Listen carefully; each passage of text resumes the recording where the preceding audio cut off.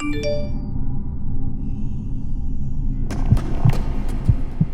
you ever check your spam folder in your email, there's a chance at one point you received an email with one of your passwords in the title, and inside the email would be threats of leaking your information or worse unless you paid a certain ransom, usually in Bitcoin.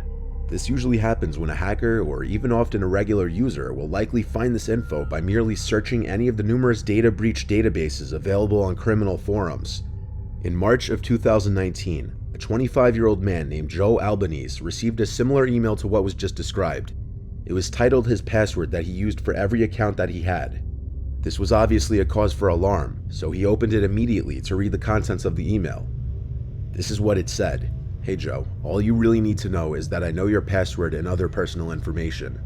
I won't come after you, I won't harm you, as long as you send me a small amount of money, $5,000 in the form of Bitcoin. We're going to refer to it as a donation for a good cause, not as any kind of blackmail. My Bitcoin address is... If you don't send me the money, bad things may happen. Don't even bother going to the police. This email is untraceable." Joe did some research and learned that these kinds of threatening emails are common scams, and usually nothing will come of them. Still, Joe replied to the email asking, "What other personal information of mine do you currently possess? I'd love to know." He sent this as a sort of challenge to the email, not even really expecting a response or for it to even go through. But it did, and he promptly received a response back saying, "I know your home address is F. If you go to the police, I will know about it and you will be sorry."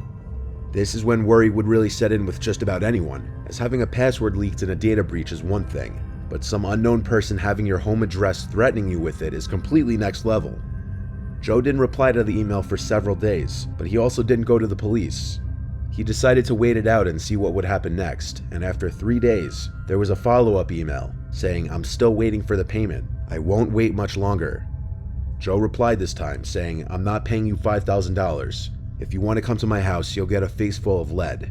This was a complete bluff though, as he doesn't actually own a gun, and the hacker likely knew that because that same night, Joe received a follow-up email containing a picture of his house. It was the side of his parents' house and zoomed in on his bedroom window upstairs. He didn't want to tell his parents in fear of worrying them, but now that his gun bluff didn't work, he knew he may have to get them or the police involved. He responded one more time saying, "I don't have $5,000. I'm broke paying off student loans. The house you sent a picture of is my parents' house. They did nothing wrong. If you need to do this, please do it to someone else. I don't have the money to send you even if I wanted to." There was no response this time, but within an hour, the sound of glass shattering from downstairs traveled throughout the house, and everyone, including his parents, heard it. There was one of their decorative bricks from the front of the house, laying in the dining room among thousands of tiny shards of glass from the broken window. Joe tried to explain the situation as quickly as he could, and while he and his dad took a quick look outside for anyone who could be out there, his mother called the police. Joe showed the police officers the emails and everything, which were forwarded to the police department. A police officer stayed parked outside the Albanese house for a couple hours that night. Joe blocked the email address from sending any further emails, and as far as he knew, he was never contacted again. The police had a hard time tracing back the original source of the email, as it was sent from an untraceable device, likely an iPod Touch or similar device. At some point, everyone imagines being famous in their lives. A lot of people create this image in their head that being in the public eye creates for nothing but a fairy tale life. But that's far from the truth. Being under the spotlight in any capacity comes with a lot of drawbacks, one of which being stalkers and overly obsessed fans. One extreme case of this: an ex-radio host and DJ who was centered in Los Angeles had a long, seemingly never-ending chain of emails from an obsessed fan. It started around 2005 or 2006 when the DJ started noticing a regular listener, someone who listened to the show every day and would call in on the request line from time to time. At one point, the listener won a prize from the show, and in order to deliver the prize, the DJ requested her email, and that's where things began. In order to be polite and cordial with the girl, he would answer all of her emails, and when Facebook started to become popular, he added her back where she commonly liked and commented on his posts. This went on for a while, until one day the fan professed her love for him. The DJ rejected this advance in the most polite way he could. She seemingly accepted the rejection, and the DJ thought it would be the end of it. But it wasn't. In 2011, she emailed him a link to a blog that she was writing, where she would post about him and their quote-unquote love multiple times per day. She followed him over to a new radio station and was religiously listening to his shows, assigning meaning to the musical playlist. For example, the song Marry Me by Train was popular at the time, and whenever that song would play on his show, she would blog about it actually being a marriage proposal from the DJ.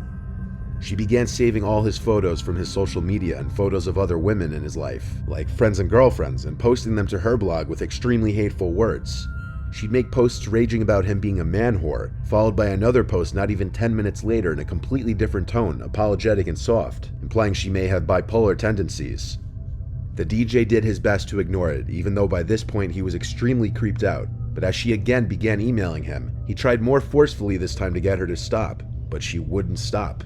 The DJ started sending DMCA requests to her blog host from the photos of his that she had posted. The repeated violations got her blog shut down, but then she started emailing him instead of posting blogs. He made a filter folder so he never would have to see them aside from occasionally peeking at the insanity in the folder from time to time, just out of curiosity. Years went by and he hadn't answered any of her emails after 2 of them when he very adamantly told her to stop all communications and leave him alone. This continued for years, and in total she has sent him over 4,000 emails, all of which he's archived. This is a picture of just a select few of them. The more recent emails had gotten very dark and violent in tone. In one of the most recent ones, she was threatening to find and hurt the DJ and happily go to jail for it. In another one, she listed the specific neighborhood in which he lived, which he worries she may have his address if she already knew what town he lives in. In an effort to stem the flow of information, he deleted all of his social media accounts a while back, but she would still email him pictures he appeared in from his friends who had public profiles, as well as radio station photos that he appeared in. Most disturbingly, she sent the DJ photos of a shrine she had made of him in her home, with framed photos of his social media that she had posted up on the walls, desks, etc. Being a DJ, his appearance schedule must remain public, so she could technically find him working at nightclubs anytime she wants to, and understandably he's freaked out and worried about his safety.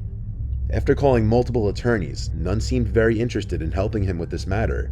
Due to his fear of facing the girl in real life or even being in the same room as her, he never went through with filing a restraining order.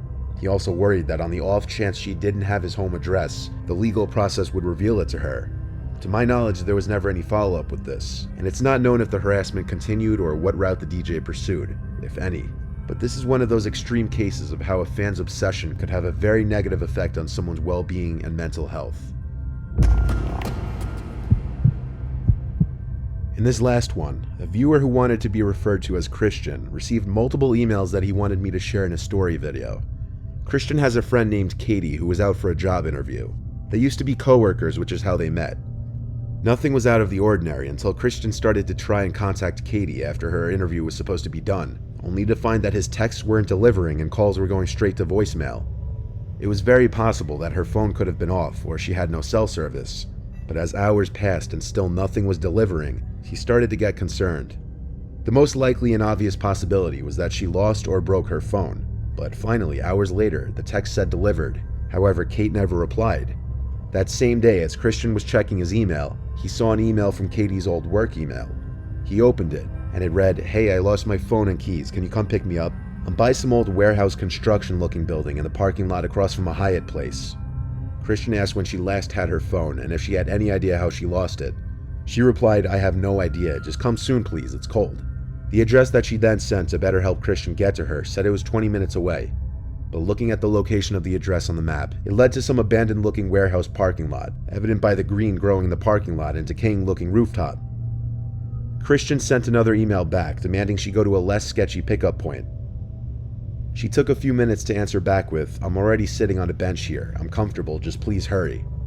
Christian got in his car and started following the directions to the location he was told to go. But about halfway there, he stopped the car when he had a thought. And that was, how is she using her laptop to email him in the middle of some random parking lot by an abandoned warehouse? While it was maybe possible that there was some free Optimum Wi-Fi nearby or something, it did seem very unlikely. This is where Christian became suspicious of the whole thing, and the fact that she was using her laptop to contact him instead of going to the hotel across the street and calling him just made it seem more suspicious. He tried calling her number a few times, and now it was ringing instead of going to voicemail. On his third try, the phone rang twice and somebody picked up for a second, though most likely on accident. By this point, Christian was suspicious all of Katie's things were stolen. He called Katie's brother to tell him about the situation and ask his opinion. But when he asked first thing, "Have you heard from Katie?" Katie's brother said she had been home for 2 hours, and that her entire backpack and phone were stolen. Christian yelled into the phone that he was being led into some sketchy parking lot at that very moment by someone who was on Katie's email, most likely on her laptop. Christian drove to Katie's house immediately to pick the two of them up, and they called her phone and left a voicemail with all three of them yelling threats of what they'd do if they didn't return the phone and laptop, which probably went unheard if the thief didn't have her passcode. They also sent a number of texts which went unresponded to. After calling the police and requesting assistance in the parking lot, a police car did show up, but the entire parking lot was abandoned as expected, and no further emails were received. Kate's phone was never turned on again. It was likely disposed of.